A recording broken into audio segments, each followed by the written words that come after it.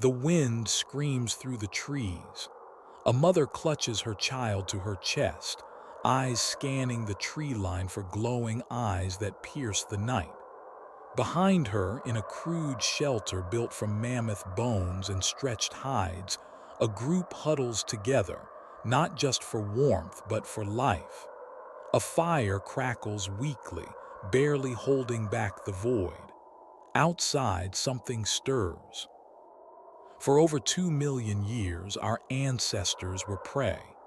Not kings of the earth, but frightened, half-naked bipeds in a brutal world where the cold could kill faster than claws. Survival wasn't about strength. It was about building, about shaping the world to fight back against it. But what did they actually build? How did early humans, without language, metal, or modern tools, engineer their survival in an ice age filled with saber-tooths, dire wolves, and -50-degree nights? This is the story of how cavemen didn't just survive. They engineered the human future. The wind never stops screaming across the Pleistocene plains. It slices through the skin like flint. Snow doesn't fall here, it blasts sideways, grinding visibility down to nothing. And yet, scattered across this frozen wilderness, small figures move, barefoot, bare-souled. Their hands are raw, their feet are cracked. Their minds, however, are burning.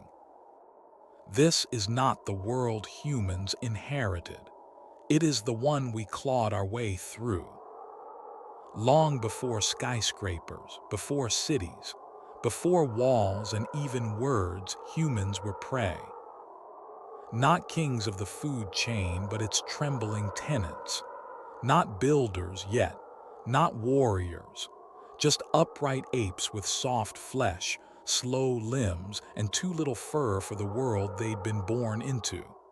Our ancestors walked on 2 legs, yes, but that only made it easier for things to knock us over. To understand what humans built to survive, we must first understand the weight pressing down on them. Because invention doesn't come from comfort. It comes from pressure, terror, starvation, and the cold certainty that if we didn't create something new, we'd die just like the rest. The Ice Age wasn't a single event. It was a chapter stretching over 2.5 million years. In that time, the planet was locked in a cycle of bitter cold and brief warmth. Glaciers as tall as mountains carved their way across continents. Ecosystems collapsed and reshaped. And through all of it, life fought to adapt or vanish. Now picture that world, and place within it a creature that didn't belong. No claws, no fur, no venom, no armor, just skin and bone and a strange glint behind the eyes. That was us. To be human back then was to be hunted. By lions 3 times the size of modern ones. By packs of dire wolves with crushing jaws. By short-faced bears, towering twice the height of a man. And saber-tooths, those elegant monsters with fangs long enough to pierce through rib cages, coiled in silence just beyond the firelight. Predators ruled not just the night, but the open plains, the forests, the rivers. And early humans, small bands of Homo habilis then erectus, were nothing more than mobile meals. We couldn't outrun them. We couldn't outfight them. And unlike other animals, we weren't even fully adapted to the climate we found ourselves in. No thick pelt to keep us warm. No dens of our own. Just exposed skin, brittle shelters of bark and hope, and a brain desperately trying to think its way out of death. But here's the strange truth. That weakness was our superpower. Because to be so utterly fragile in that world meant only one thing. We had to build. We had to change the odds with our hands, to claw back some sliver of control from a world where everything wanted us dead. At night, when the fire burned low and the shadows came alive, every flicker of flame was a reminder we were never safe, not from the cold, not from the teeth that waited in the dark. And that fear carved itself into our minds. It pressed itself into the very DNA of what it means to be human. Imagine waking up to the scream of a mother whose child was taken by a leopard in the night, or watching your clan freeze to death because the wind tore through your pathetic brush shelter. These weren't rare tragedies, they were weekly realities. Survival wasn't about thriving. It was about enduring, just long enough to get to the next fire, the next meal, the next generation. And yet, we did endure, not by becoming stronger, but by becoming smarter, more connected, more creative. The earliest Homo species didn't conquer nature. They outwitted it inch by inch. They studied animal behavior. They watched the way snow packed against certain rocks. They learned that some caves echoed too much, meaning danger was near. They discovered that fire, once tamed, could hold predators at bay. And they began to understand something no other species did. You didn't have to survive with the world. You could survive against it. In that realization lies the seed of everything we would build. But it came at a price. The world of the Pleistocene was unforgiving to the slow, the soft, the unimaginative. Evolution in this time was brutal math. You either adapted through ingenuity or your lineage vanished into the snow. Many did, but a few, those with nimble hands and restless minds, began to shift the balance. This wasn't about brute force. It was about reshaping your surroundings, turning sticks into spears, turning animal bones into barriers, turning terror into tools. And as those first crude structures took shape, walls of stacked stones, windbreaks of thorny brush, even simple lookout points on nearby ridges, humanity was not just reacting to the world anymore. It was designing its own future. In the span of just a few 100,000 years, a blink in evolutionary time, the prey began to design the blueprint for becoming predator. Not the kind that stalks with claws, but the kind that builds, plans, and outlasts. The kind of predator that doesn't rely on muscle, but memory. Still, in those early years, every structure was temporary. Every defense a desperate gamble. Before we built homes, we found shelter where we could. Before we mastered tools, we hid in the cracks of a world that wanted to swallow us whole. And that's where we go next. Because long before we raised a single stone with intent, we had to learn how to disappear, how to read the land for sanctuary, how to spot a hollow in the cliffside that might just buy us another night of breath. Before we could build it, we had to hide. Before we ever shaped stone, we shaped silence. When night fell, early humans didn't build, they vanished. Not into huts or homes, but into the landscape itself, into cracks in the rock, into the curled roots of trees, into the ribs of the earth where predators hesitated and the wind softened. This wasn't architecture, it was camouflage. The first shelters weren't crafted by hands, they were discovered by fear. We imagine cave dwellers as a cliché, shaggy figures with torches, painting animals on walls and grunting around fires. But reality is far more fragile. The first humans didn't live in caves, they survived in them. For a species born on the open savanna, burrowing into the earth was unnatural. But cold has no patience for preference. Neither do fangs. And so, when darkness came, we hid. Not every cave offered safety. Some echoed too sharply, suggesting a narrow tunnel, easily blocked by a hungry predator. Others smelled of musk and danger, already claimed by bears or big cats. A good shelter had to be deep enough to protect from the wind, high enough to avoid flooding, and just wide enough to allow escape if something came hunting from within. It was a game of instinct and desperation. But those instincts, honed over generations, left behind traces. At sites like Zhaokudian in northern China, we find the blackened bones of fire pits nestled within the mouth of a massive limestone cave. For over 250,000 years, Homo erectus returned here again and again. Why? Because Zhaokudian wasn't just a hole in the rock. It was a vantage point, a natural fortress, high enough to see predators before they saw you, deep enough to preserve warmth, with a ceiling strong enough not to collapse in winter.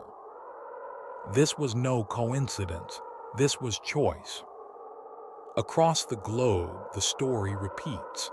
In France, the Chauvet and Lascaux caves hide layers of soot and bone deep beneath their famous art.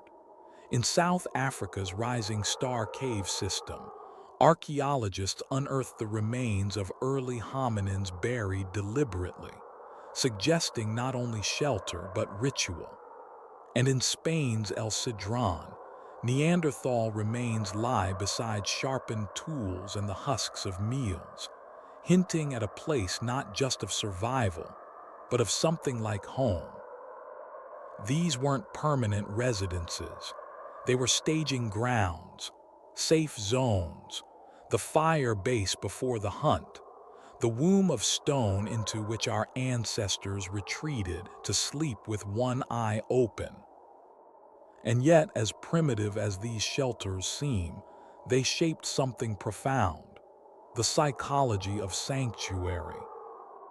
Think of it, millions of years of exposure, of having no barrier between your flesh and the fangs of the night. Then, suddenly, you find a place where the wind stops, where shadows behave, where you can light a fire and trust it won't blow out. That moment, that shift, is the birth of place. A cave isn't just a hole, it's a boundary, an inside and an outside, a space that says, here, for now, you are safe. This might be the first architecture not of stone, but of the mind.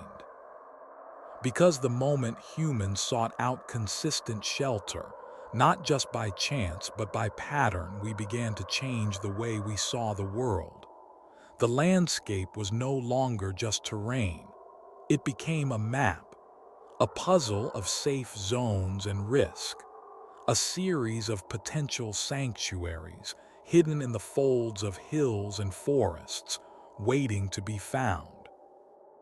Over time, we grew bolder. Our visits grew longer. The fires burned deeper inside. We began to leave marks, charcoal handprints, red ochre dots, animal silhouettes flickering by firelight. Not just for beauty, but for memory, for orientation, for meaning. The shelter became a place to remember. And that, perhaps more than anything, made it sacred. Because in a world where so much could be taken from you, your warmth, your kin, your very breath, a consistent shelter gave you something that felt eternal. Even if you had to flee in the night, even if the predators came, the cave would remain. It was the earth's promise that not everything dies in the dark. But there were costs. Caves were finite, scarce.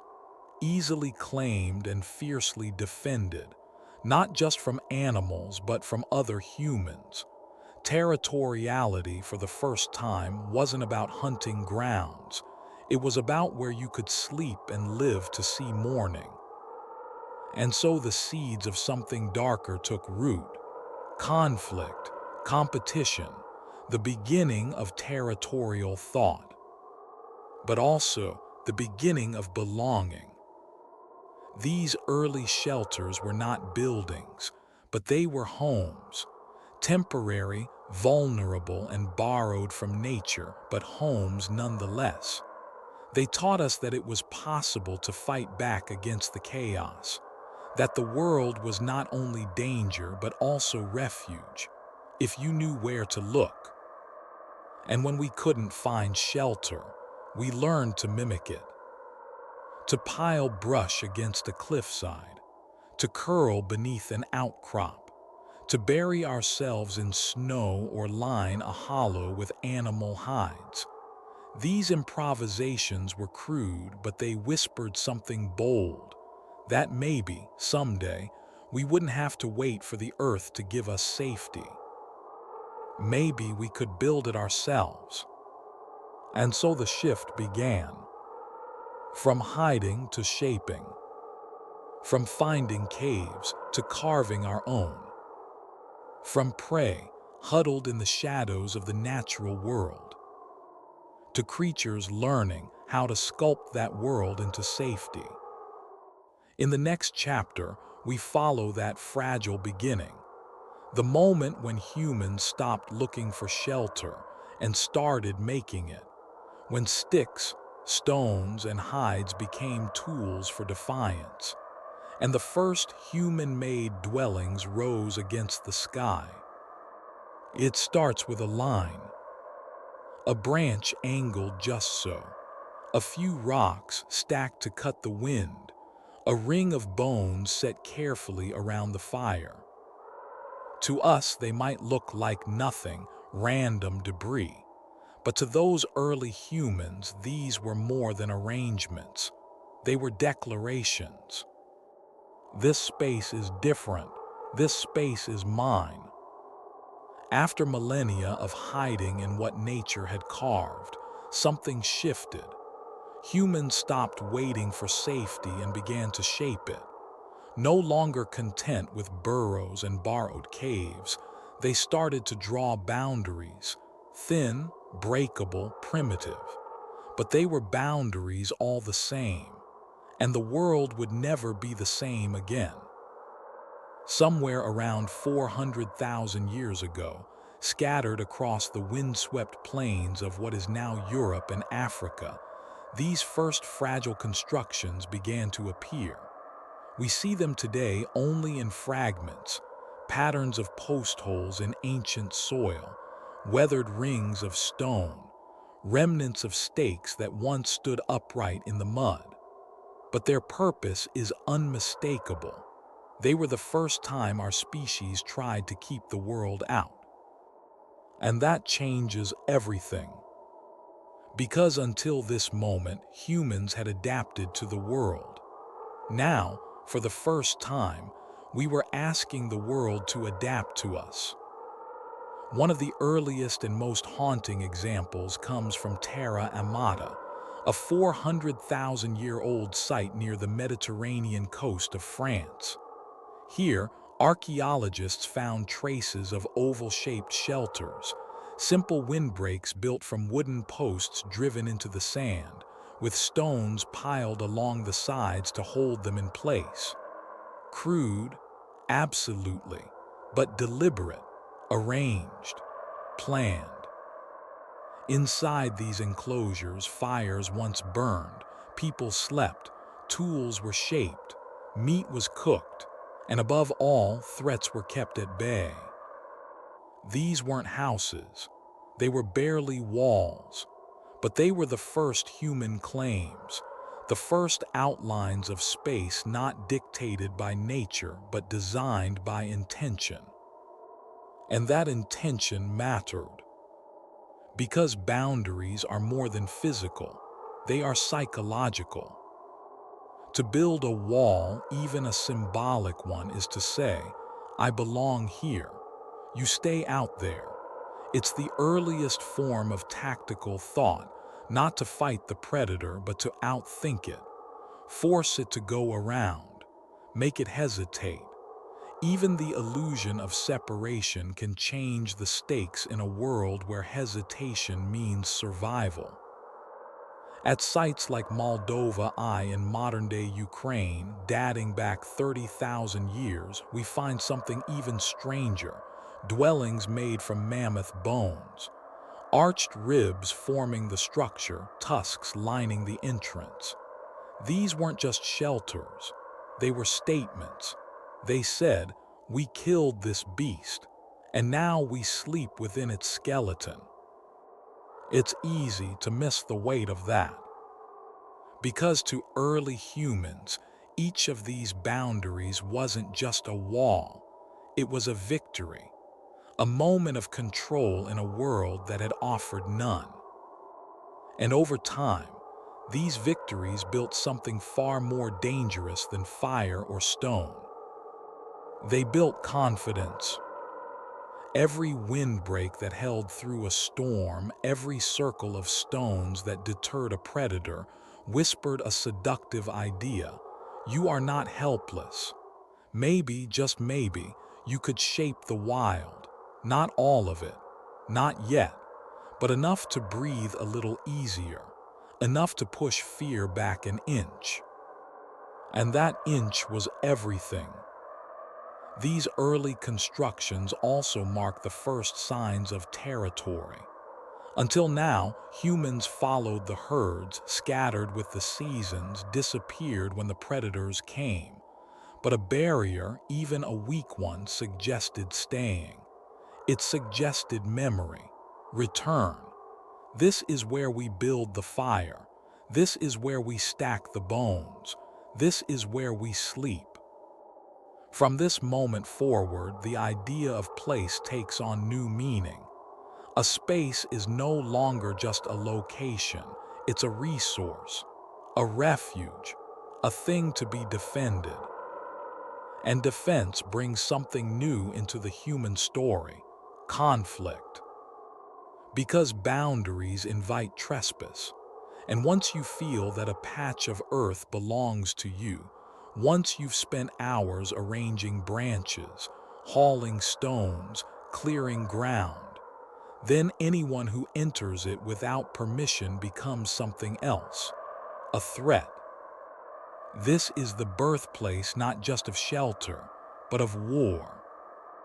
But before the spears, before the raids, before the palisades and battlements and walls, there was this: a human crouched by the wind, wedging a stick between two stones, hoping it might hold. Hoping that tonight the wind won't find them, that the wolves will pass them by, that their child, curled beside the embers, will wake up in the morning and still be warm. There's something achingly human in that image. Because these weren't engineers, they were not architects, they were survivors with cracked hands, aching backs, and dreams of waking up.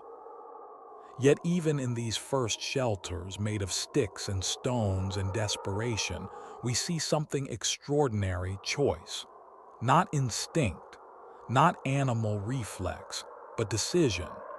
Here is where the wind comes from, so we block it here. The fire smokes too much, so we vent it there. This spot floods, so we raise it with stones. We were planning, anticipating, learning, not just reacting to the environment, but beginning to master it. That's the real revolution. Because when you lay the first stone, not to hunt, but to shape space, you are doing more than building a wall. You are shifting the species. You are stepping out of the animal kingdom and into something else entirely. A being that does not merely endure the world, but redesigns it. And yet these boundaries were still fragile. A storm could tear them down. A predator could slip past. They gave hope but not guarantee. So what came next? If sticks and stones could outline space, could hides and bone begin to insulate it? Could shelters not only protect but comfort? In the next chapter, we trace that leap from barrier to structure, from defense to design, as humans begin to build with purpose, not just to survive but to live. There was a time when nightfall was a death sentence. As the sun slipped beneath the horizon, the world did not sleep, it watched. In the rustling brush and the quiet between heartbeats, things with claws and teeth waited. And humans, fragile, slow, still learning what it meant to survive, had only two choices: hide or huddle and hope. But then something flickered. A spark, a curl of smoke, a chance event, maybe lightning striking dry grass or stones clashing just right to birth a sudden flame. However it began, the moment it did, everything changed. Because fire was not just a light in the dark. It was the first time humanity pushed the darkness back. Imagine what that must have felt like the first night the fire didn't go out. When instead of crawling into a hole and praying to wake up, early humans sat upright, awake, warm, watching. For the first time, they were the ones with glowing eyes in the night. This wasn't a simple innovation. It was a revolution, psychological, social, technological, and it reshaped what shelter could be. Before fire, even the best windbreak or cave offered only passive protection. But fire made a promise: I will guard you. Flames didn't just warm the body, they warned predators. Wolves hesitate before a blaze. Big cats don't rush into smoke. Even other humans think twice before approaching a glow that isn't theirs. And so the fire became a boundary, a living one, a border that hissed and crackled and demanded respect, not with walls or weapons, but with heat. We see the evidence in blackened soil and charred bone. At sites like Jesher Benat Yaakov in Israel, nearly 800,000 years old, clusters of burned wood and flint sit beside cut animal bones, suggesting that fire was not only harnessed but maintained. And not just for survival, for something more. Because once fire was mastered, it didn't just push predators away, it pulled people in. Think of the hearth not just as a heat source, but as a center, a place to gather. Suddenly, humans weren't eating raw scraps in the cold.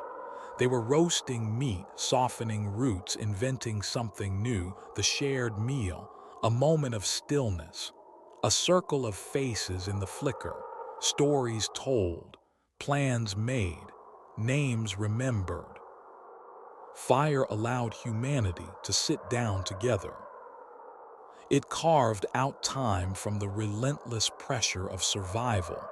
It lengthened the day. It created an interior. And with that interior came a new way of thinking, not just about the world, but about each other. Before fire, shelter was simply a place to hide. Now, it became a place to gather. And that gathering mattered, because it wasn't just the strong who survived, it was the social. The ones who could share warmth, who could maintain a flame, who could teach a child where to place the dry twigs and how to breathe life into embers. Fire was not a solo achievement, it was a collective inheritance. And in its light, our ancestors saw each other more clearly. Some anthropologists argue that fire changed not just our bodies, but our brains. that the warmth and safety it provided allowed us to sleep deeper, longer, giving rise to vivid dreams and more complex memory. That cooked food made calories easier to digest, shrinking our guts and freeing energy for larger brains. That the conversation sparked around the fire led to language, to myth, to culture. Whether or not all of that is true, one thing is certain: fire became the heart of the home, and homes began to change because of it. Shelters once built for hiding began to bend toward the hearth. Openings were adjusted to vent smoke. Walls were arranged to reflect and contain heat. Floors cleared to create central fire pits. Fire didn't just live in shelters, it designed them. At Dolny Vestonis, in what is now the Czech Republic, 30,000 years ago, mammoth bone huts with central hearths mark a new kind of structure, one shaped not just for survival, but for living together. The fire wasn't an afterthought. It was the reason to stay. Even in caves like Chauvet, fire changed everything. Those incredible paintings weren't made in darkness. They were made by firelight, flames that danced on the walls, making animals seem to move, smoke staining the ceilings, ash buried in the soil. Art, ritual, memory, all of it made possible by fire. But fire also brought something else: responsibility. Unlike a cave which simply exists, fire must be fed, watched, protected. It is both tool and burden. A roaring guardian one night, a cold pile of ash the next if neglected. The care of fire demanded time, trust, division of labor. It taught early humans how to manage resources, how to plan ahead, how to collaborate. It wasn't just the fire that survived. It was the people who could keep it alive. And so, fire became identity. A clan might be remembered not by where they lived, but by how they burned. The smell of smoke on their hides, the size of their hearths, the way their flames flickered in the hills at night, signals to friend and warning to foe. In this way, fire extended shelter beyond physical walls. It became a visible presence in the world, a declaration that said, "We are here, we endure." But even as fire brought us together, it demanded boundaries of its own. Where it was placed determined where people sat. How big it burned decided how close a shelter could be. Too small and you froze. Too large and you risked collapse or smoke inhalation. Early humans had to learn how to build around fire, not just with stone and hide, but with wisdom. And that wisdom, passed from flame to flame, shaped generations. Because fire was not just a discovery, it was a pact, a dangerous gift that required discipline. One careless moment and everything burned. One missed ember and the cold returned. But those who mastered it became something new. They were no longer just prey, no longer wanderers hiding in nature's cracks. They were shapers of light, of heat, of space.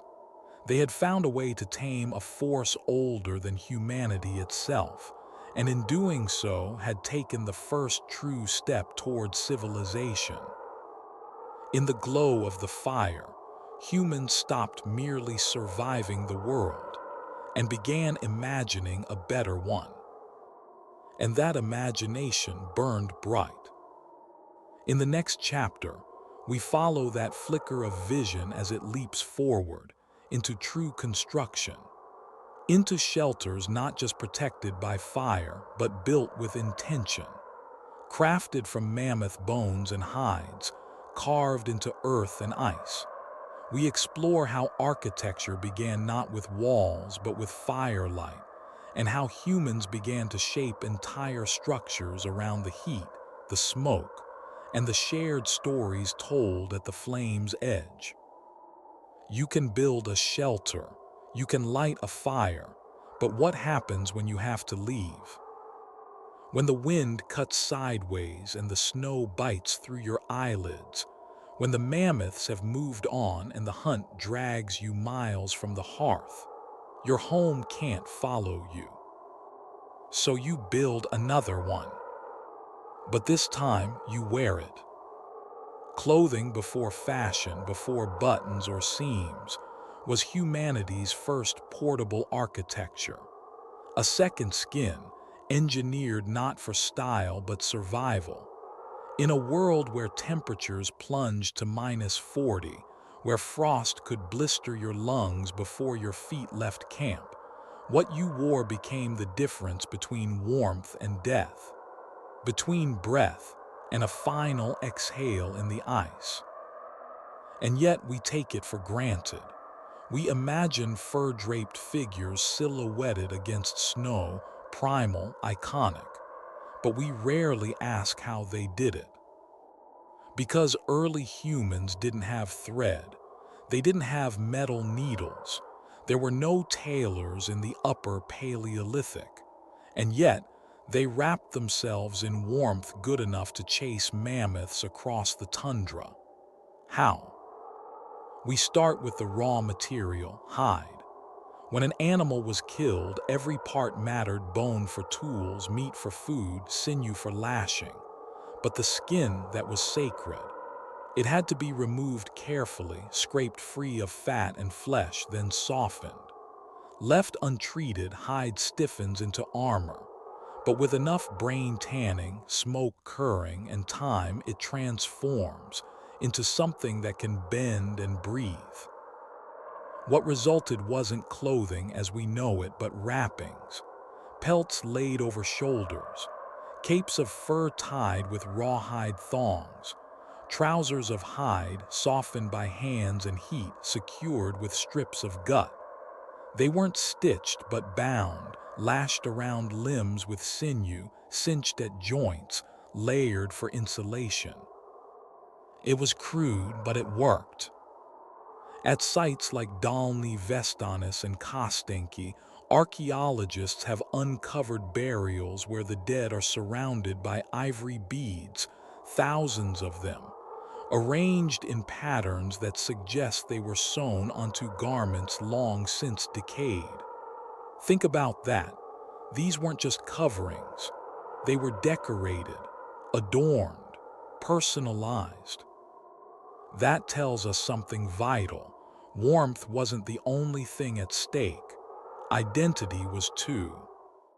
But before we get to expression, we return to necessity. Because the cold of the Pleistocene wasn't just chilly, it was violent. A moving force that could strip heat from the body faster than any predator could spill blood. Frostbite set in minutes. A single misjudged hour could take fingers, or your life. So Ice Age clothing wasn't optional, it was armor. Consider the construction techniques they used: layering fur with the hair facing inward for warmth, then outward again for waterproofing. Some clothing may have had double linings, insulating trapped air between layers like a prehistoric version of a modern parka. Animal fat was smeared onto hides to keep them pliable, even waterproof. In some cultures, people rubbed it directly on their skin, forming a protective barrier against wind and ice. The people who lived like this weren't simply enduring nature, they were engineering around it. Even before the invention of eyed needles, thought to have emerged around 40,000 years ago, we see signs of sewing. Bone awls were used to pierce holes in hide, and threads of sinew or plant fiber were woven through. These weren't fashion statements. They were inventions, tiny masterpieces of necessity, born in the freezing quiet between survival and extinction. And the ingenuity didn't stop at warmth. Footwear evolved too. In Ötzi, the Iceman found preserved in the Alps after 5,000 years, his shoes were made of plant fiber netting, stuffed with grass for insulation, wrapped in deer hide. They were complex, rugged, designed, not just thrown together, and he wasn't even Ice Age. Imagine what our upper Paleolithic ancestors crafted when the mercury plummeted even lower. The Inuit today build boots from seal skin with air-trapping linings. Siberian reindeer herders wear fur with hair facing inward to trap body heat. These aren't primitive solutions.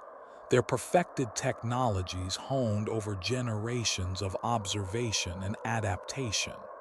And while these cultures arose millennia later, they carry the echoes of an ancient truth. To survive the cold, you had to wear your shelter. And yet there's another layer to this story beyond biology, because warmth doesn't only come from heat, it comes from belonging, from memory, from meaning. When archaeologists uncover Ice Age burial sites, they don't just find hide and bone, they find ornament, beads, shells, tiny carvings of animals and figures painstakingly etched and threaded through clothing. These were worn close to the skin, passed from one body to another. They weren't practical, they were personal. Even in the deep cold, people cared about how they looked, about what they wore, about who they were. That may seem surprising, even frivolous, but it's profoundly human. Because when you wrap yourself in fur, you do more than fight the cold. You declare, I am still here, I am warm, I am alive. Clothing wasn't just for survival, it was for continuity, for connection. From the bead your mother gave you, to the knot your father taught you to tie, to the fur that reminded you of the hunt that fed your village last winter. Every wrapping held memory, every layer a legacy. In this way, clothing became a story, a wearable shelter not just from the elements but from forgetting. It told you who you were, what you had endured, and what you still might become. And so, as the snow howled and the night stretched endless across the tundra, early humans moved, silent, bundled, burdened with the cold, but alive, sheltered not by walls or roofs, but by the architecture they wore. In the next chapter, we'll follow those wrapped figures as they press into deeper extremes, into frozen steppe and icebound wasteland. Because soon, mere wrappings weren't enough. To survive the full force of the Ice Age, humans would have to invent something even more ambitious. They would have to build homes from the bones of giants. The cold didn't wait. It moved, shifted, chased. And so did we. Humans in the Ice Age weren't sedentary villagers tucked into river valleys. They were nomads, tracking herds across vast steppes, reading the wind, moving with the rhythm of the hunt. Fire had made the night safer. Clothing had turned the body into a barrier against the cold. But there was still a fundamental truth about life in the Pleistocene. If you stayed in one place too long, you'd die. Game moved, seasons shifted, glaciers crept southward like sleeping monsters, burying landscapes in silence and ice. To survive, early humans needed protection that could follow them. And so they invented something radical: shelter that moved. Not tents as we think of them, nylon and poles, but something older, deeper. Hide structures stretched across wooden frames, portable walls made from reindeer skin, woolly hides, and sinew-lashed supports. The earliest architecture wasn't built to last, it was built to fold. This was nomadic engineering, survival designed to be packed, carried, reassembled. And it was as brilliant as it was necessary. We find echoes of it in the archaeological record. Depressions in the soil where wooden stakes once stood, scattered post holes arranged in rings, blackened hearths surrounded by nothing but wind-blown steppe. At sites like Pinsevent in France or Yana RHS in Siberia, these subtle traces whisper of dwellings that vanished when their builders moved on. They weren't meant to endure centuries. They were meant to endure weather. But some nomads took it even further. In the flat, icy lands of what is now Ukraine, a discovery changed what we thought early humans could build. At Mezhyrich, a site dated to nearly 15,000 years ago, archaeologists uncovered structures unlike anything seen before. Houses made of bone, not just a few fragments stacked together. Entire frameworks of mammoth skulls, tusks, shoulder blades, and ribs, dozens, sometimes hundreds, arranged into circles and domes. These were not symbolic monuments. They were homes. Picture it, on a frozen plain where wood was scarce and stones lay buried beneath the permafrost, people turned to the only material available, the bones of giants. Mammoths were more than meat. Their skeletons offered strength, durability, curvature. Their tusks could be bent into arches. Their ribs lashed together to form ceilings. Over these frames, hides were draped and weighted with smaller bones or packed snow. The result? An insulated, semi-permanent structure, windproof, weather-resistant, and warm. Inside, life happened. Hearths were dug, tools sharpened, stories told. The bones weren't just structure, they were shelter memory, proof of hunts past, proof of survival. These homes told a story before you even stepped inside. And they weren't thrown together. At Mezhyrich, one house used the remains of at least 60 mammoths. That's not improvisation, that's design. These builders understood load-bearing weight, circulation, thermal buffering. Some walls were double-layered. Others had pits dug beneath them, possibly for food storage or drainage. This was not a people scraping by. This was a people engineering. And while these mammoth homes couldn't move like tents, they were part of a mobile strategy. Camps were placed near migration routes. Structures could be reused seasonally, returned to year after year. Some may have even been abandoned and reassembled elsewhere. This was modular thinking, architecture in parts. It's a mistake to think of nomads as primitive. In fact, their shelters had to be more advanced than those of the sedentary. Every beam had to matter. Every stitch had to hold. A mistake wasn't just inconvenient, it could be fatal. The legacy of these ideas didn't end in the Ice Age. Across the Arctic, indigenous groups carried forward these engineering traditions. The Chukchi, the Evenki, the Nenets, all built reindeer-hide tents lashed over wooden poles designed to be erected and dismantled quickly. The yurt, an innovation from Central Asian steppes, is perhaps the most refined version, A collapsible lattice wall, a dome-shaped roof, and a felt cover that breathes but insulates. Warm in winter, cool in summer, transportable across thousands of miles. These are not primitive shelters, they are systems. At their core is a principle as old as the Ice Age. Home must follow the body. This wasn't about comfort, it was about continuity. The fire still burned in the center. The tools still hung in familiar places.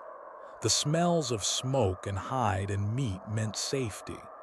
Even when the landscape changed, the structure of life remained intact. To understand how profound that is, consider what these shelters meant to the human psyche. A tent or bone hut didn't just block wind. It carved out a known space inside the unknown, a line drawn against chaos. Inside there was light, laughter, language. Outside the abyss, snow that erased trails, darkness that hunted. But here, in this dome of bone and hide, was order. Children were born here, elders died here. Lessons were whispered beneath these ceilings. Love was made, food was shared, songs were sung. These weren't temporary shelters, they were portable worlds. And the effort it took to build them, to hunt the mammoth, to haul the ribs, to stretch and cure the hides, only deepened their value. Every shelter was a monument to collaboration. No one person could build it alone. It was a family effort, a clan endeavor. It taught coordination, shared labor, shared warmth, and perhaps most important of all, shared future. Because to build a shelter, especially one you carry, is to believe that you'll need it again, that you'll survive this winter and the next, that the mammoths will return, that the trail ahead is worth walking. Even today, we can feel echoes of that instinct. The way we hang familiar pictures in hotel rooms, the comfort of a tent's glow on a camping trip, the feeling of home, not as a place, but a presence we carry with us.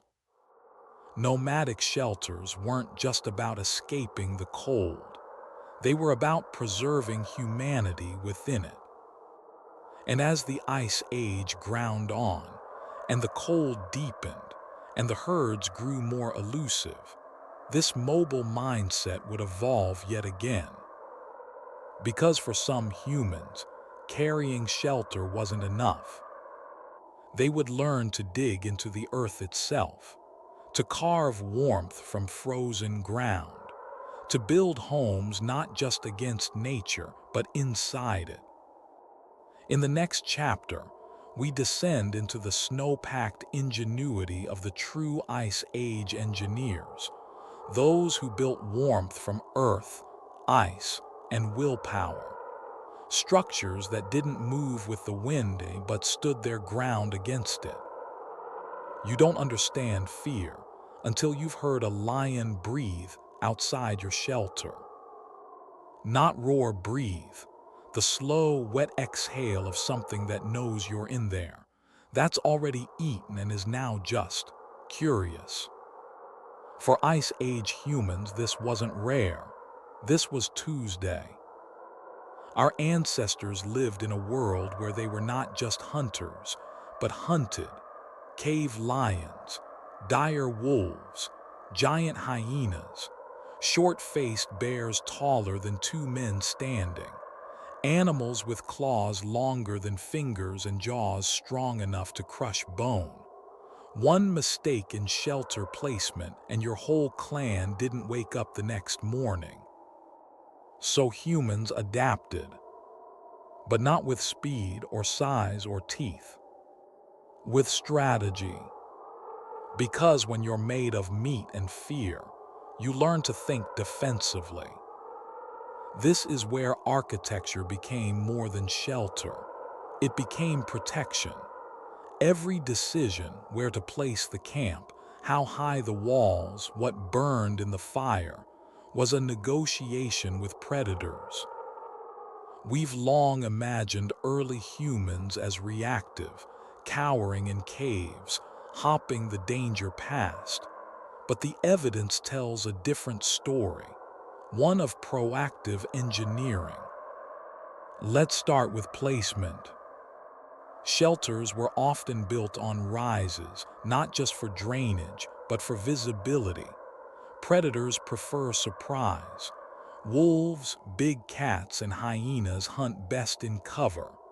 A camp placed in the open, on a ridge or clearing, stripped them of that advantage.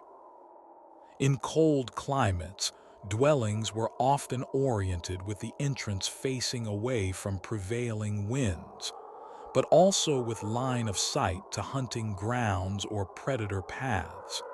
This wasn't random. It was early tactical urbanism. Think of it as a century's instinct baked into shelter design. Some groups took it even further. In Africa and the Middle East, early hominins gathered thorn branches, acacia in particular, with wicked hooked spines, and stacked them around sleeping areas. These thorn barriers, still used by pastoralists today, created a living wall of pain. Lions hate acacia, not because it's tall, but because one bad step can cripple a paw. A wounded lion is a dead lion. It's simple, it's low-tech, and it works. In colder regions where thorns weren't available, humans used what they had. Snow berms, bone fences, and in some cases, even fire decoys. At sites like Dolní Věstonice in the Czech Republic, archaeologists have found multiple hearths arranged in semicircular patterns outside the main living areas. Some were likely used for cooking, but others, their placement suggests something more strategic. A ring of flame, or the illusion of one. Fire wasn't just warmth, it was deterrence. Many predators fear flame instinctively. Even large carnivores like lions and hyenas hesitate to cross a burning barrier. These fires, fed through the night, created psychological walls where there were none. But this strategy came with risk. Firelight also attracts attention. It's visible for miles.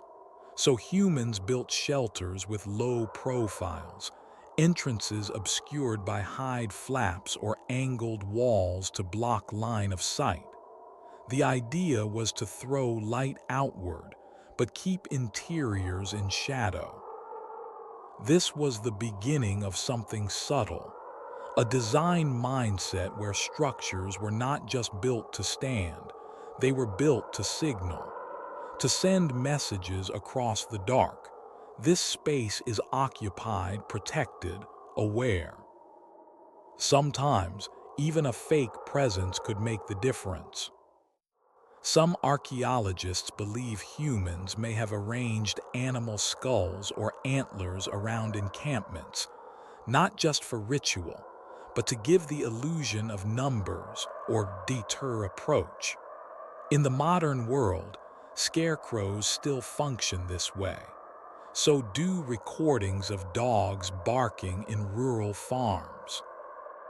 A shelter didn't need to win the fight, it just needed to prevent it. And for when that failed, when a predator still approached, humans developed the earliest lookout systems. Not towers, but patterns, sleeping in shifts, placing the most experienced listeners at the perimeter, arranging dwellings in crescent shapes to funnel sound. It's no accident that many Ice Age camps were built near natural acoustic amplifiers, stone outcroppings, cliff walls, even riverbeds that echoed footsteps. In some cases, Even egress routes were designed in. Tunnels or crawl spaces that let children or the vulnerable escape while others distracted. These were not just huts. They were tactical enclosures. And slowly something changed. Humans stopped designing to survive the night. They began designing to own the night. Architecture became psychological warfare. A structure wasn't just defense, it was a bluff, a message, a presence. And it worked. We know this because of what we don't find. Mass death sites from night attacks, claw-marked shelters with no survivors. Instead, we see stability. Camps return to season after season. Lines of continuity, burials near dwellings. That only happens when people feel safe enough to plan beyond tomorrow. Of course, this didn't mean predators were gone. Attacks still happened, but the balance was shifting. Because with each fire, each barrier, each bone fence and carefully placed torch, humans were doing something unprecedented. They were designing with intent. And intent is a kind of power. When you understand how an animal hunts, you don't just react, you preempt. You bend the night around your flame. You build not just for warmth, but for warning. Not just to sleep, but to wake again. This was the turning point. We stopped being prey who hid, and started becoming predators who prepared. In the next chapter, we explore how this mindset of anticipating, strategizing, and shaping the space around us evolved into permanent settlements, and how, as danger became less immediate, humans turned their creativity inward, toward the idea of home. There is something quietly magnetic about the circle. It's a shape older than language, older than fire. It draws us in, holds us together, whispers of unity in its endless curve. But for early humans, the circle was not just a symbol, it was survival. Step back into the Ice Age, and you'll find that many shelters, camps, and even ritual sites trace this ancient geometry. From the stone circles scattered across African plains to the tent rings left by Arctic nomads, the circle was everywhere. But why? The answer lies in the simple, elegant power of its form. Imagine a fire burning at the center of a circle. The flames don't just glow, they radiate warmth evenly to every person gathered around. Unlike rectangular rooms, where heat pools unevenly and corners chill, a circular structure embraces heat, focusing it inward like the sun's own orbit. This isn't coincidence.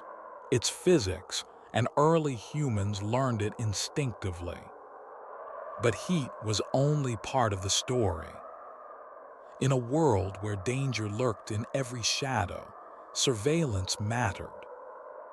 A circular camp meant no blind spots, no hidden corners where a predator could slip unseen. The gaze could sweep continuously around, unbroken. Every person, every child, every animal was in sight, in the circle's embrace. This geometry created a psychological safety net, a living perimeter that told the mind, you are protected. It allowed groups to relax, to share stories and songs, to bond without fear fracturing their circle. And the social power was profound. Circles don't just bring people together physically. They create a shared space where every voice holds equal weight. There is no head of the table in a circle, only community. Anthropologists believe this spatial arrangement laid the groundwork for human sociality itself. Cooperation, communication, empathy. In places like Africa's Ngwenya Caves or the early village of Oholo II by the Sea of Galilee, circular hearths and dwellings hint at deliberate planning, not just for survival but for connection. Thousands of miles north, Arctic peoples built tents arranged in rings, often with a communal fire pit at the heart. The shape kept the brutal winds at bay, while drawing everyone close enough to share warmth and news in the endless winter night. Even the mammoth bone houses at Mezhyrich followed circular patterns, strong geometric principles that maximized structural stability and heat retention. Circles resist collapse. Their curved walls distribute weight evenly, able to withstand storms and heavy snow where angular huts would fail. It's as if early humans discovered a secret. Geometry is technology, a tool as vital as the spear or the fire. The circle was their first engineering breakthrough, a design solution that balanced the physical demands of nature with the emotional needs of community. More than shelter, it was a stage for human life. The circle framed the dance of survival and celebration. It held laughter, grief, and ritual. It was the quiet architecture of belonging. And this wasn't limited to structures. In many Ice Age sites, archaeologists have found circular arrangements of stones, bones, or post holes, some so precise they suggest early calendars or spiritual spaces. These circles encoded knowledge, tracking seasons, celestial movements, or cycles of life and death. It's a reminder that humans were not only adapting to the world, but interpreting it, using shapes to bring order to chaos. Today, when we gather in circles, around campfires, dinner tables, or conference rooms, we echo that deep, primal understanding. The circle connects us to those first shelter builders, who learned that geometry could be more than lines on the ground. It could be a shield, a hearth, a home. In the next chapter, we journey deeper into this human impulse to shape space, not just for survival or defense, but to create meaning. How the architecture of Ice Age people became the architecture of identity and culture, laying the foundations of civilization itself. The world of early humans was shaped not only by their clever minds, but by the very materials they could find and transform. Before metal, before bricks or mortar, there were bones cracked from mammoths, the rough bark of ancient trees, sinews pulled tight as bowstrings, and hides softened by fire and wear.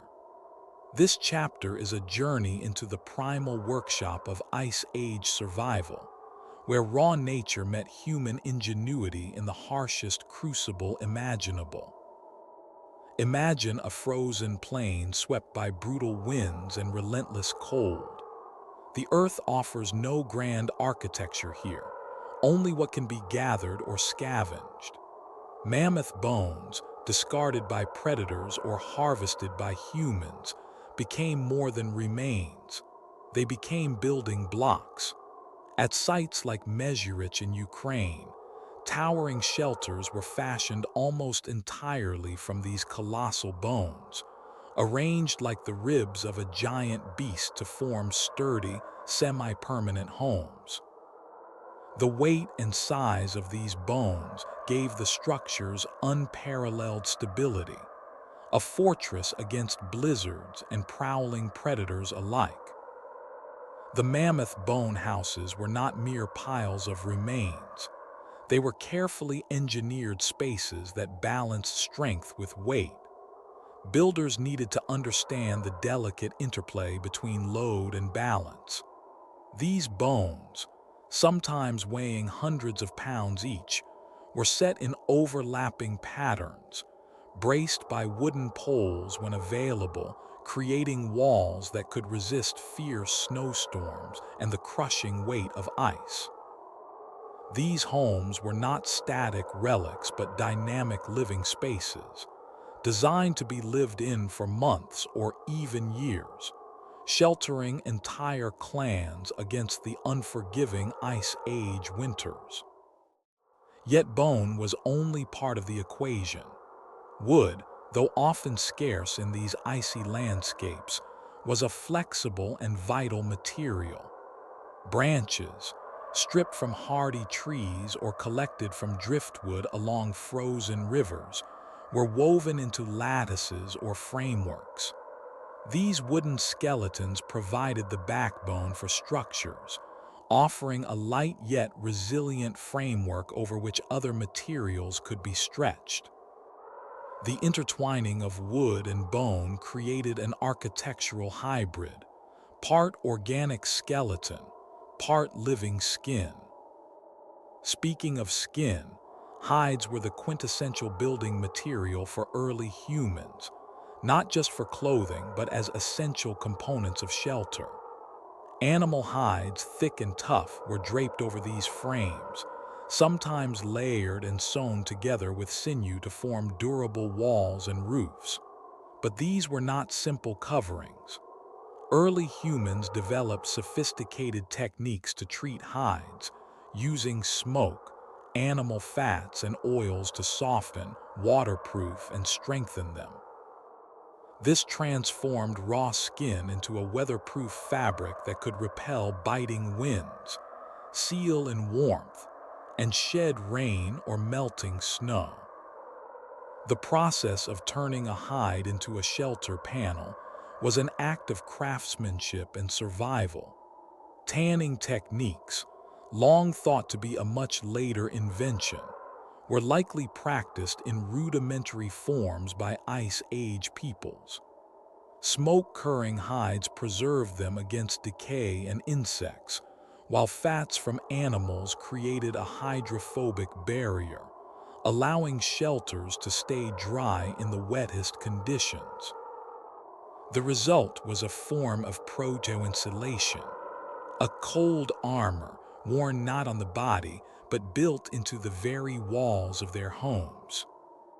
Sinew, the fibrous tissue connecting muscle to bone, was nature's strongest thread. It was used to bind bones together, lash wooden poles, and stitch hides.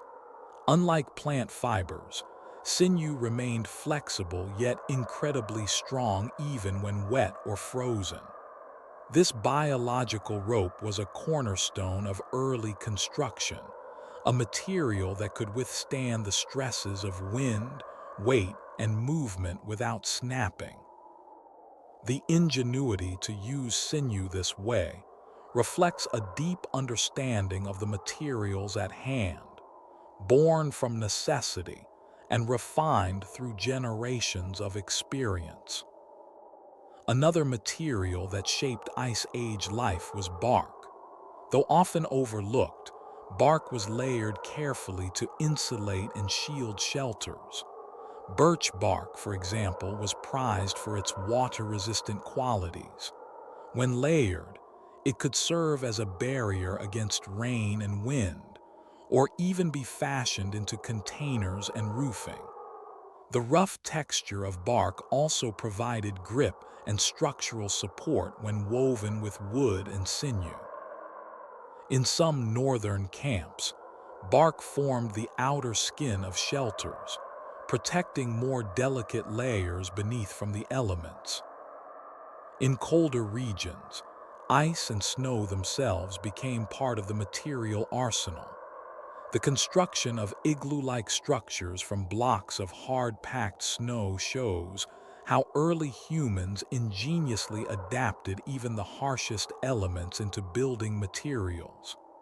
The thermal properties of snow, its ability to trap air and insulate, made these shelters surprisingly warm inside, often several degrees above the outside temperature. While these are not the same Ice Age people who built with mammoth bones, the principle remains. Every available material was reimagined as a tool for survival. This mastery of natural resources reveals an astounding truth. Ice Age people were the first true material scientists. Without labs or workshops, without written blueprints or industrial tools, they innovated through trial, error, and intimate knowledge of their environment. They learned which bones bore weight, which hides repelled water, which woods bent without breaking.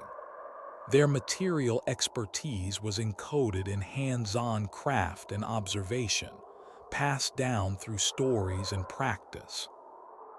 Their shelters and clothing were sustainable technologies, renewable, biodegradable, perfectly adapted to their surroundings. This stands in stark contrast to much of modern construction, which often relies on extraction and exploitation. Early humans worked in harmony with the land, using every scrap to maximum effect, minimizing waste in a world where excess meant death. But material choice was not purely functional. Each material held subtle symbolic meaning, intertwining survival with identity. Mammoth bones, for instance, carried spiritual weight. To live beneath the ribs of a giant beast was to claim part of its strength and history. Hides from specific animals marked status and skill. The hunter who wore the pelt of a fierce predator was both protected and honored. These materials were not mere tools. They were stories woven into the fabric of daily life. Through this tactile alchemy, transforming bone, bark, hide, sinew, and even ice into structures and garments, early humans carved out safety in a world designed to kill. They transformed the raw chaos of the Ice Age landscape into ordered, livable space. And they did so with an instinct for balance. Between strength and flexibility, permanence and mobility, the physical and the symbolic. As we move into the next chapter, we will see how these material innovations merged with human mobility to create nomadic systems of protection, where every piece of shelter was designed not only for survival, but to be taken down, packed up, and rebuilt. First mobile architectures of survival. The story of early human shelter is inseparable from the story of people coming together. For countless generations, small bands of humans huddled in caves, tents, or simple huts, places built for individual or nuclear family survival. But as the Ice Age deepened and climates grew harsher, a profound transformation began. Humans formed larger, extended clans. These growing social groups needed more than a single fire pit or a small shelter. They needed spaces designed to hold many, spaces that could cradle relationships, protect the vulnerable, and store resources for the long haul. Imagine an Ice Age camp beneath a star-studded sky, where dozens of individuals live in a rhythmic dance of cooperation and care. Mothers soothe infants wrapped in furs, elders offer wisdom by the glowing embers, hunters return to the camp with fresh kills. In this world, shelter ceases to be a solitary refuge. It becomes a vital communal vessel, a hub where survival and society intertwine. Every corner, every wall, every space must be reconsidered. How do you keep a newborn safe from the cold and lurking predators? Where do you store precious food so it lasts through frost and scarcity? How do you arrange sleeping areas so that kinship and hierarchy find expression without conflict? Archaeological sites from across Eurasia whisper these answers from the frozen past. At places like Dolny Vestonis in the Czech Republic, Sung in Russia, and others scattered across Ice Age Europe, we find dwellings far more complex and larger than the crude shelters of earlier eras. These were not just bigger huts thrown together in haste. They were carefully crafted spaces where every architectural choice responded to social needs. Walls grew thicker, layering stones, bones, and wood with insulating materials. Entrances were positioned strategically to shelter the interior from biting winds while funneling warmth from the central hearth deep into the living quarters. Unlike the single-room caves or lean-tos of smaller groups, these shelters featured distinct areas, niches where specific activities occurred, whether food preparation, child rearing, or tool making. They were blueprints for social life, as much as they were shields against the cold. At the heart of these clan homes burned a central hearth, the pulsating, smoky heart of Ice Age life. This fire was more than warmth. It was the social nucleus. Around it, stories were told, knowledge passed down, alliances forged. The flickering light cast shadows that danced on walls lined with animal hides and decorated with ochre and carvings. The hearth's smoke, carefully vented through gaps and openings, not only kept the space livable but also signaled to others that this was a place of gathering and safety. The layout of sleeping arrangements reflected more than comfort. It was an unspoken language of protection and social order. Infants and the elderly were nestled closest to the fire and under the watchful eyes of caregivers. Their position in the shelter underscored their vulnerability and the clan's commitment to their survival. Younger adults and hunters slept farther away, ready to respond to threats or emergencies.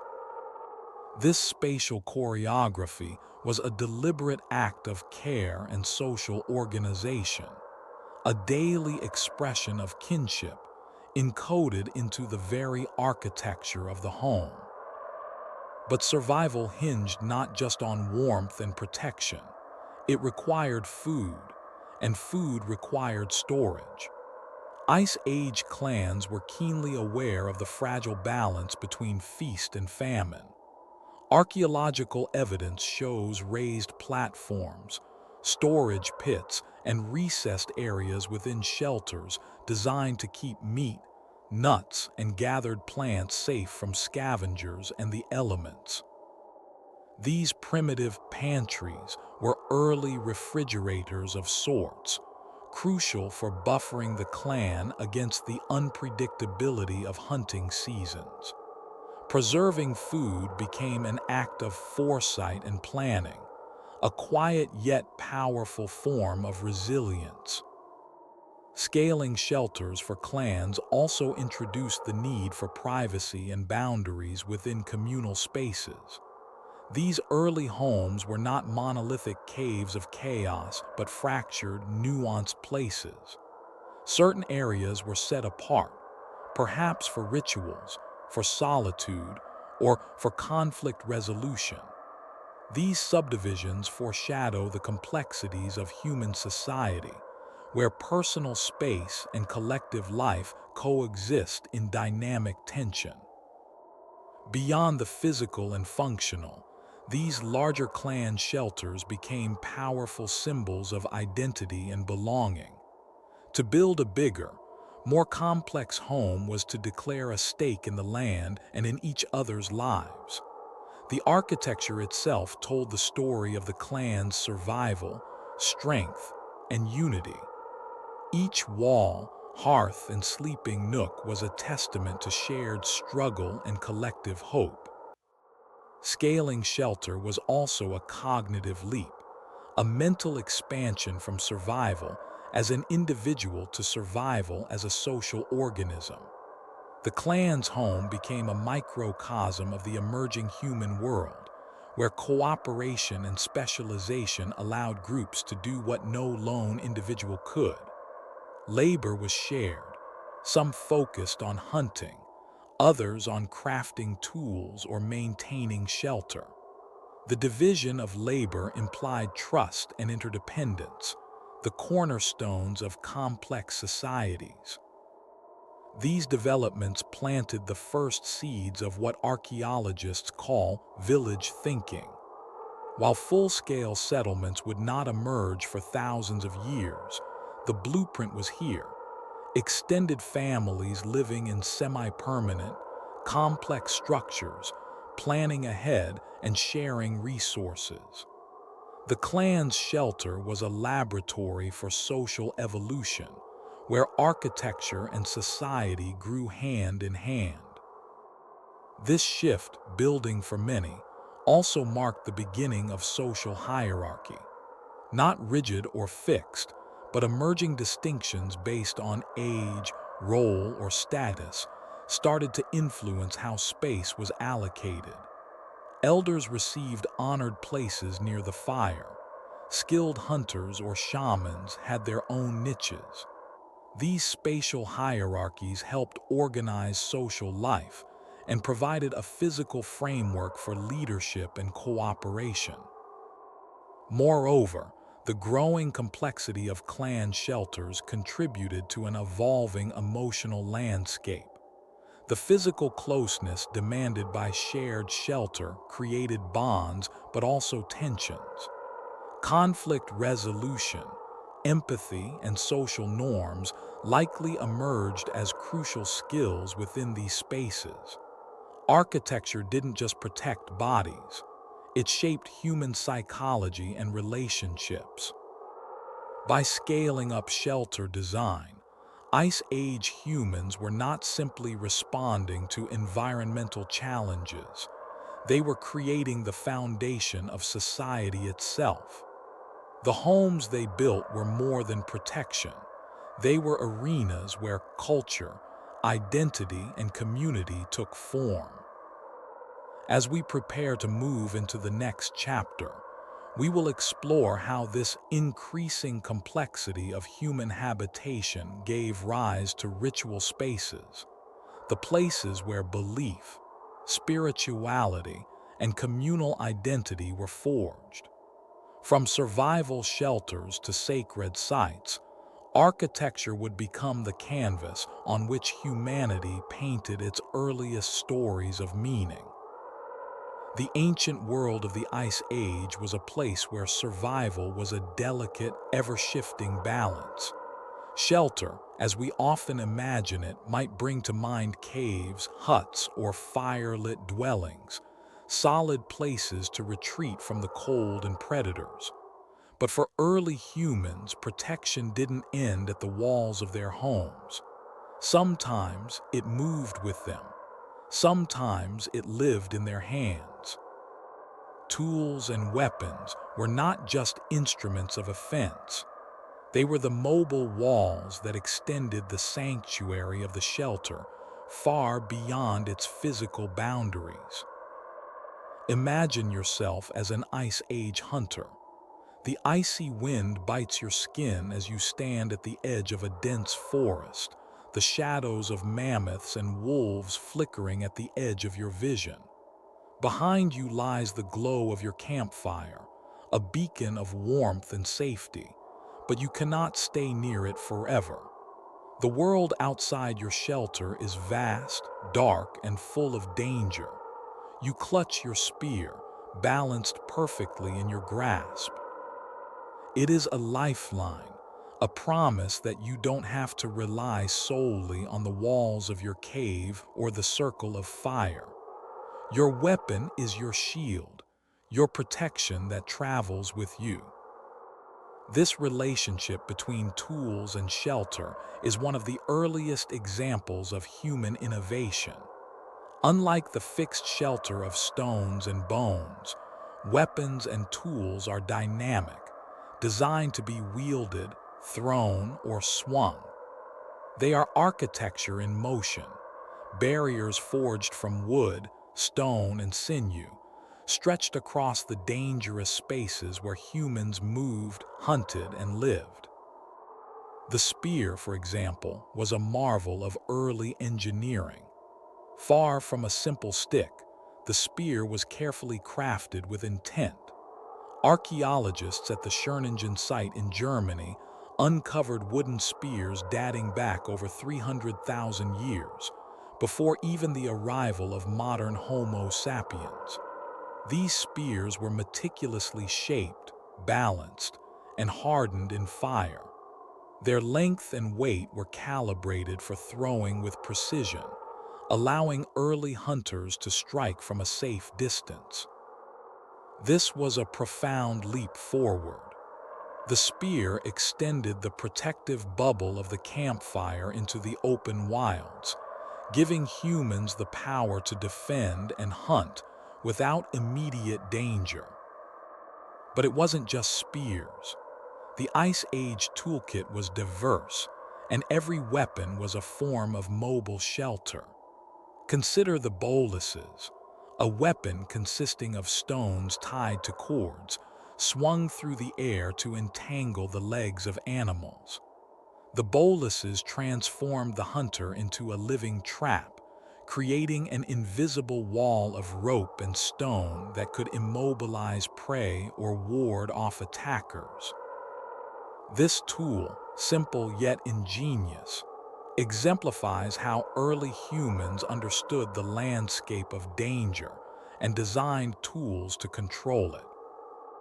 There was also the thrusting spear, the wooden club, the sharpened bone dagger, all tools that blurred the line between attack and defense. They were the hand's extension, an intimate form of shelter that kept threats at bay and expanded the human safe zone beyond the physical walls of any cave or hut. But these weapons weren't just about physical safety. They transformed the psychological experience of survival. Holding a spear gave a person confidence, a sense of agency against the terrifying predators stalking the Ice Age plains. It was the difference between feeling like prey and becoming a planner, a strategist. This mental shift was as crucial as any tangible shield, redefining human identity and sparking the spark of courage and creativity that would fuel survival for millennia. The act of crafting these weapons was itself an intimate ritual, one that linked survival with artistry and skill. Flint knapping, bone carving, wood shaping, and sinew binding required safe, sheltered spaces, places where danger was kept at bay so precision and focus could flourish. The shelters where humans made their tools were workshops, laboratories of innovation. Here, the static architecture of caves and huts met the dynamic architecture of tools, and together, they formed a holistic system of survival. This symbiosis between shelter and weapon, static and mobile protection, became a defining feature of Ice Age life. Each tool forged was a new line of defense, each weapon a moving wall extending the safety of the clan into the wild unknown. Consider the implications. Clans could hunt farther from their homes, confident in the protective reach of their weapons. They could gather resources and explore territories once too dangerous to enter. This mobility was revolutionary.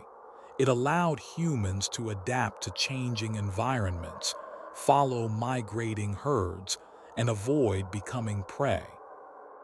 Moreover, This weapon-shelter synergy reshaped social dynamics. Toolmaking was often a communal activity, passed down through generations. Teaching a child to craft a spear was teaching them to survive. The sharing of weapons and tools strengthened bonds within clans and established roles and hierarchies. Skilled hunters who mastered spear throwing or boluses wielded not just tools but power. This power was subtle and social, expressed through the ways tools circulated and were cared for. As tools evolved, so too did tactics of defense and offense. Early humans began to use weapons proactively, setting traps or ambushes, understanding predator behaviors and turning them against their enemies. Decoy fires and noisemakers supplemented weapons, creating multi-layered defenses that combined physical structures with human ingenuity. In essence, Ice Age people were designing their own ecosystems of survival, where stone walls, fire pits, and wooden spears worked in concert. Their architecture was no longer just about what could be seen and touched. It was about what could be wielded, thrown, and swung. A spear was as much a boundary as a bone wall, a mobile extension of the shelter's protection. This dynamic protection also had deep evolutionary consequences. The ability to carry weapons changed hunting strategies, reduced risk, and likely impacted the development of communication, cooperation, and cognitive skills. Planning a hunt with coordinated spear use required not just physical skill but mental foresight, teamwork, and shared knowledge, foundations of complex human society. Yet these weapons as walls were fragile and required constant maintenance. A broken spear or snapped sinew could mean the difference between life and death. This fragility added urgency and care to the shelter-tool relationship. Shelters were safe places not just to rest, but to repair and improve these mobile protections, underscoring the importance of stable homes even in a nomadic existence. Looking at the bigger picture, the mobile shelters in the form of tools reveal an early human mastery of their environment, not by conquering it with brute force, but by weaving themselves into the landscape through ingenuity. They built defense systems with wood and stone, yes, but also with knowledge, skill, and the extension of their own bodies. As our understanding deepens, we see that these weapons as walls were more than survival tools. They were catalysts for human progress. They expanded what it meant to be safe, to be protected, and to be human. And as we step beyond this chapter, we prepare to enter the world of monumental Ice Age architecture. The shelters built not just for protection, but for community, identity, and endurance. The next chapter will uncover how mammoth bones, tusks, and hides were woven into structures that embodied the pinnacle of Ice Age engineering and social life. The Ice Age was not merely a harsh epoch in Earth's history. It was a relentless architect of human ingenuity. Picture a landscape frozen under an eternal twilight, where glaciers stretched endlessly and bitter winds tore mercilessly through skeletal forests. Temperatures could plummet to brutal lows, often below -40 degrees Celsius, turning breath into icy fog and threatening the very survival of anyone caught unprepared.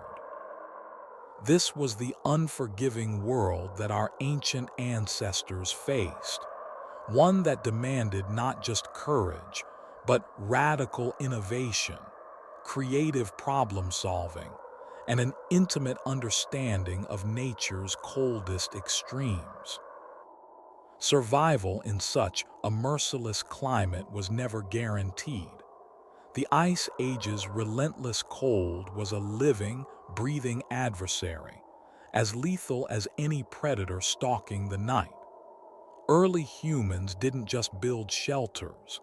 They engineered entire systems of survival, ecosystems of warmth and safety that responded precisely to the fierce demands of Arctic life. Their shelters were more than physical refuges. They were carefully crafted environments designed to combat freezing winds, preserve precious heat, and sustain life through the darkest winters. One of the most striking examples of this adaptation is the emergence of layered bedding systems, a deceptively simple yet life-saving innovation. When exposed directly to the frozen ground, human bodies would lose heat rapidly, risking deadly hypothermia. To solve this, early humans created insulating beds by layering natural materials, thick mats of moss, dried grasses, and soft animal furs, stacked carefully to trap air and act as thermal buffers. These layers functioned much like modern-day sleeping bags, creating microclimates of warmth against the biting cold beneath. Imagine the scene inside a shelter. A hunter returns from a day battling ice and snow, his body stiff with cold. As he sinks onto a bed of thick moss and reindeer pelts, he is enveloped by the warmth trapped in these carefully constructed layers. The soft rustle of dried grasses and the faint scent of earth and fur create a cocoon, a fragile oasis of life in a frozen wasteland. This simple, tactile innovation was crucial. It was the difference between death and survival, a quiet victory against an environment that refused to yield. Yet this was only one facet of a much larger survival strategy. Fire, the ancient guardian of humanity, took on new and more sophisticated roles in the Ice Age.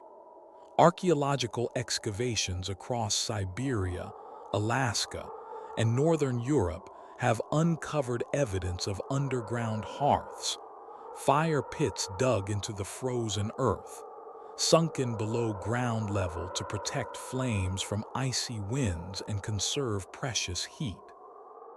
These subterranean fires radiated warmth upward, creating sanctuaries where people could cook, dry clothes, and gather without succumbing to frostbite. The science behind these fire pits was astonishingly advanced. Smoke was carefully vented through openings in shelters, preventing suffocation while minimizing heat loss. The pits themselves were often lined with stones or packed earth, materials that absorbed and slowly released heat throughout the night. This was not haphazard fire starting, but a deliberate thermal engineering feat, an early mastery of heat dynamics that ensured the hearth's glow persisted even as the Arctic night stretched on endlessly. Sites such as the Yana rhinoceros horn shelter in Siberia, dating back some 30,000 years, provide vivid glimpses into this frozen world. Here, humans lived amid a tundra populated by woolly mammoths and reindeer, relying on these ingenious fires and bedding systems to carve out pockets of warmth and safety. The shelters were more than shelters. They were living ecosystems, intricately balanced to harness every ounce of heat and protection the environment could offer. This dance with the cold extended beyond just shelter and fire. The very materials early humans selected speak to their deep understanding of their icy world. Layers of bark, frozen soil, animal hides, and mammoth bones were woven into frameworks that insulated against wind and snow. Bark acted as a natural shield, flexible yet tough, while bone structures provided sturdy skeletons for tents or huts that could withstand blizzards. This fusion of natural resources was a form of sustainable engineering, a symbiotic relationship with the land that acknowledged both its gifts and its dangers. Cold weather also demanded innovations in clothing and body protection, closely tied to shelter technology. Animal fat, rich and insulating, was smeared on skin to create a waterproof barrier against biting winds and frostbite. Hides were meticulously softened, sewn, and wrapped into multi-layered garments designed not just for warmth, but for mobility and durability. These wearable shelters were essential, extending the protective embrace of a hut or cave to every exposed inch of flesh, a mobile armor against the Arctic's brutal chill. The ingenuity of these adaptations was not accidental. It was forged in the pressure cooker of survival. Every innovation, from bedding to fire pits, from bark walls to insulated clothing, was a calculated response to the threats of cold, hunger, and predation. The Ice Age environment acted as a demanding tutor, teaching humans how to manipulate their surroundings with increasing sophistication. This was a formative moment in human history, when technology and architecture merged to create complex systems of survival. What's more, these innovations were not isolated technical fixes. They were deeply social and cultural acts. The construction of shelters, the preparation of bedding, the maintenance of fires, and the crafting of clothing were communal activities. They fostered cooperation and knowledge sharing, anchored clans in their harsh landscapes, and laid the groundwork for more complex social structures. Each fire pit was a hearth of community, each layered bed a symbol of care and survival passed from one generation to the next. This period also marks the roots of environmental engineering, an understanding that humans could shape their immediate surroundings to better suit their needs. The Ice Age innovations were early blueprints for modern architectural and technological principles, including insulation, ventilation, and sustainable resource use. They reveal a profound shift in how humans related to the natural world, moving from passive inhabitants to active designers of their environment. And yet, this dance with the cold was a constant challenge.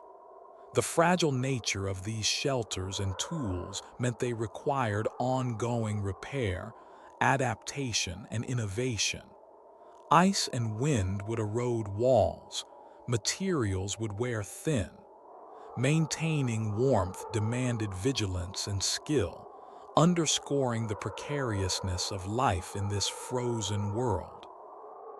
As we close this chapter of cold weather invention, we recognize that Ice Age humans were architects not just of buildings, but of survival itself. Their layered bedding systems, underground hearths, and sustainable shelters represent triumphs of human creativity against one of the harshest climates in history. They remind us that innovation is often born from necessity, and that the human spirit's drive to adapt knows no limits. Looking forward, the story of Ice Age innovation unfolds into broader landscapes of social life. Shelters evolved from solitary refuges to communal homes. Survival became entwined with identity, tradition, and belonging. In the next chapter, we will explore how architecture shaped not just protection, but the foundations of society, where the walls of the Ice Age were not just barriers against cold and predators, but cradles of culture and connection. The slow, relentless thaw following the Ice Age was more than just a warming of the planet. It was a tectonic shift in the very fabric of human existence. Imagine a world where glaciers once ruled, their immense white walls shaping the horizon, where every day was a fight against biting cold and predatory beasts. Then, almost imperceptibly at first, those icy fortresses began to recede. The harsh winter grip loosened, tundras bloomed into meadows, rivers carved new paths, and forests crept back across the land. This transformation reshaped the environment, but it also reshaped humanity's place within it. For tens of thousands of years, early humans had lived a life dictated by immediacy. Survive today, tonight, this brutal season. Their shelters were temporary, their movements constant. They were creatures shaped by fear, by the necessity to outrun predators, to keep warm in the cold, to follow the migrations of game. But as the Ice Age's grip faded, a new kind of possibility emerged. For the first time, humans could imagine not just surviving but enduring, rooting themselves in place, envisioning a future stretching beyond the horizon of immediate need. This chapter explores that profound turning point, the shift from nomadic survival to the birth of settlement. It is a story not just of architecture, but of the transformation of human thought and society. The fragile shelters of hides, bones, and stones, once hurriedly erected for short-term protection, began to evolve into structures designed for permanence, for stability, for community. The archaeological record offers fascinating glimpses into this transition. Sites across the Near East, Europe, and Asia reveal early villages emerging from the shadows of Ice Age camps. Unlike the scattered and transitory dwellings of their ancestors, these new settlements exhibit intentional design. Foundations are sturdier, walls more substantial. The arrangement of homes hints at social order, with clustered houses surrounding communal spaces. Hearths become fixed centers, no longer simply tools for survival, but anchors of social and spiritual life. Take Göbekli Tepe in southeastern Turkey, a site that continues to challenge long-held assumptions about this era. Here, massive stone pillars adorned with intricate carvings stand not as mere shelters, but as monumental constructions. The scale and craftsmanship suggest a society investing in more than just survival. It reveals a people with the time, resources, and vision to build structures for ritual, for community gathering, for identity. This was a civilization beginning to think in terms of legacy, of culture, of shared meaning. But the road from survival to settlement was neither straight nor uniform. It was a gradual, uneven process marked by a mosaic of lifestyles. While some groups embraced the stability of village life, others clung to the mobility of hunting and gathering, tracking the movements of herds across vast landscapes. The two ways of life coexisted, sometimes cooperating, sometimes competing. This tension underscores the complexity of the era, a liminal space where humanity stood at a crossroads. Central to this transformation was the gradual adoption of early agriculture. Though still primitive, the cultivation of grains and domestication of animals began to change the game. For the first time, humans could produce and store surplus food, reducing their dependence on unpredictable hunts and seasonal migrations. With food security came the ability to invest in permanent dwellings, to build structures that would last, to establish territory. These early villages were small, but their impact was monumental. Architecture shifted from mere shelter to an expression of social complexity. Walls served not only as protection from elements or predators, but as declarations of ownership and identity. Storage pits and granaries spoke of foresight and planning. Design reflected the organization of labor and resources, with spaces delineated for cooking, crafting, sleeping, and socializing. This was architecture as social infrastructure, the physical foundation of community. With permanence came a new relationship with the environment. No longer simply at the mercy of nature's rhythms, humans began to modify landscapes to their advantage, clearing fields, managing water, shaping forests. The design of settlements reflected an early form of environmental engineering, balancing human needs with ecological realities. This shift also transformed human psychology. The immediacy of survival gave way to long-term thinking. Building a home became an act of faith and hope, a statement that one belonged to a place and envisioned a future there. This was the seed of belonging, of cultural identity, of tradition. The very walls of early settlements embodied these new values, cradling not only bodies but dreams. Yet permanence introduced new challenges and complexities. Settlements required ongoing maintenance, cooperation, and governance. The proximity of people led to conflicts over resources and territory. Social hierarchies began to emerge, reflected in the varying sizes and locations of dwellings. Role specialization, some focused on farming, others on tool-making or leadership, started to define social structure. Through architecture, we see the earliest stirrings of civilization. These villages were not just homes, they were the crucibles where society, culture, and technology coalesced. They laid the groundwork for cities, states, and empires.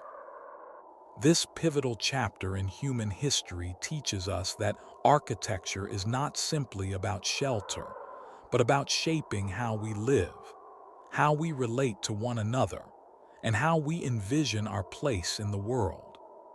The turn from survival to settlement is a story of hope triumphing over fear, of vision overcoming immediacy, of humanity taking its first bold steps toward creating a world of its own design.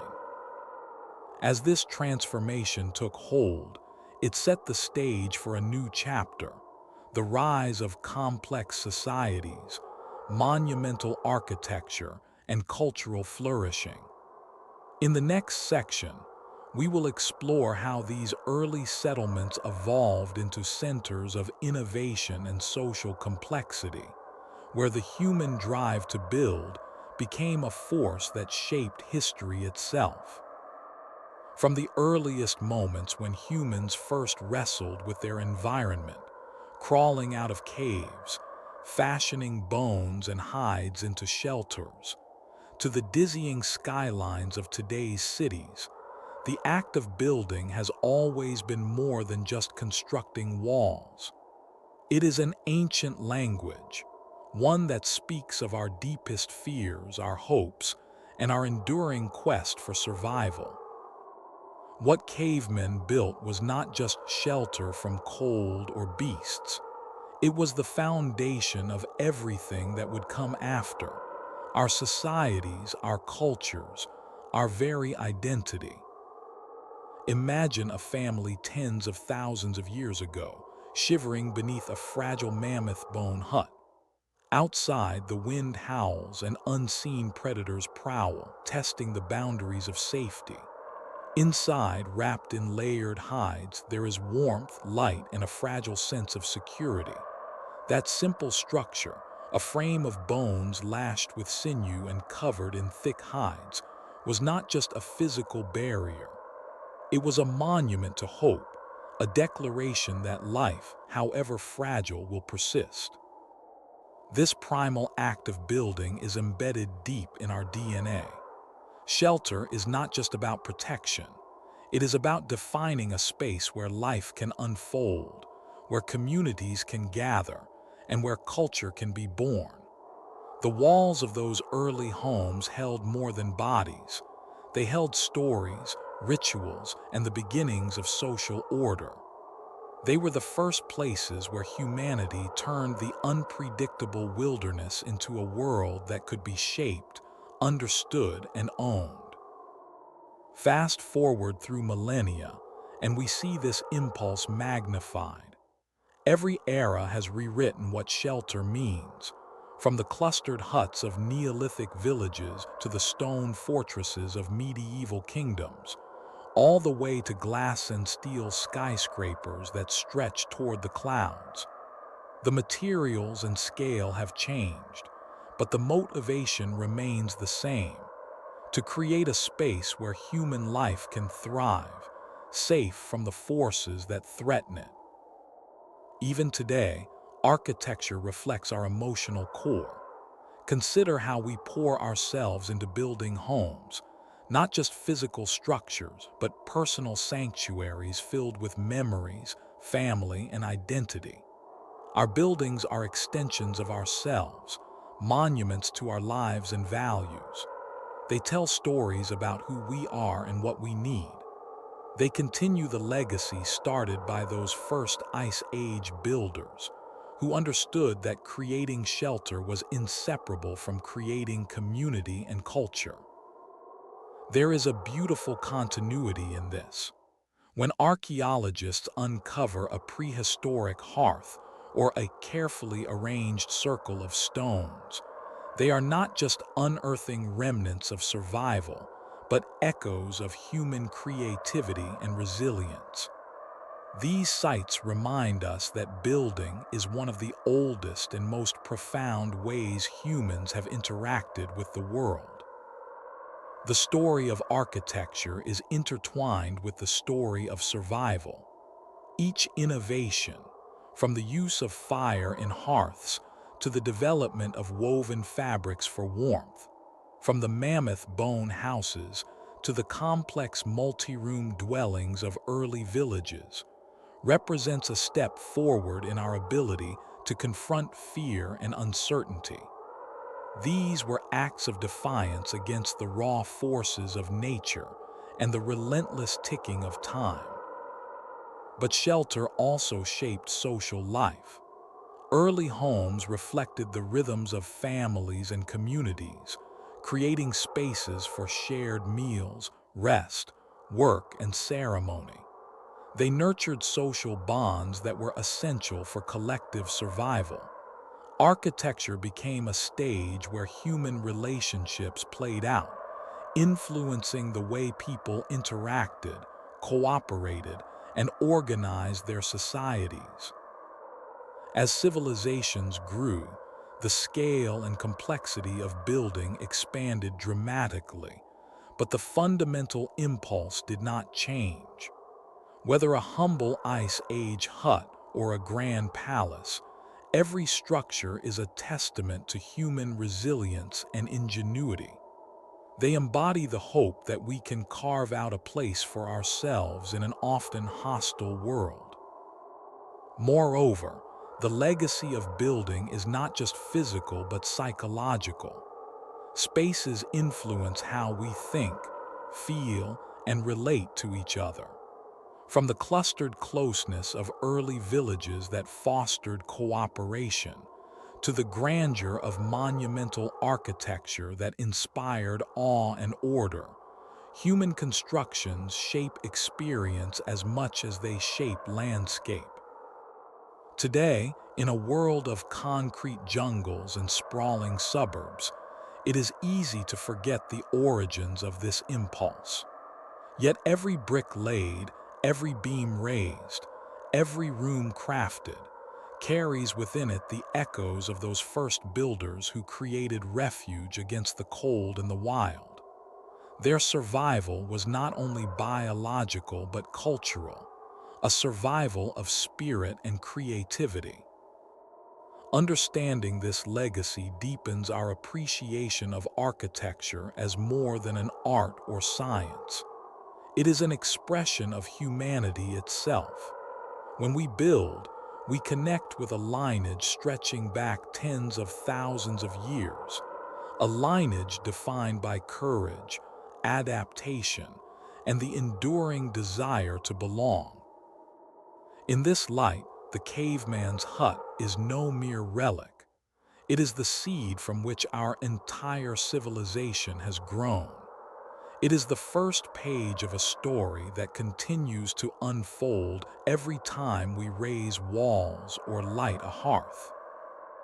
As we close this journey through the evolution of shelter, from the Ice Age's frozen wastes to the bustling cities of today, we are reminded that building is a deeply human act. It is the manifestation of our desire not just to survive, but to create a world imbued with meaning, safety, and hope. Our homes are our legacies, carrying forward the ancient pact between humanity and the environment, a pact forged in the bones and hides of our ancestors and written anew in every foundation we lay. We are what we build, and in every brick, every beam, every shelter, the enduring spirit of our earliest ancestors lives on.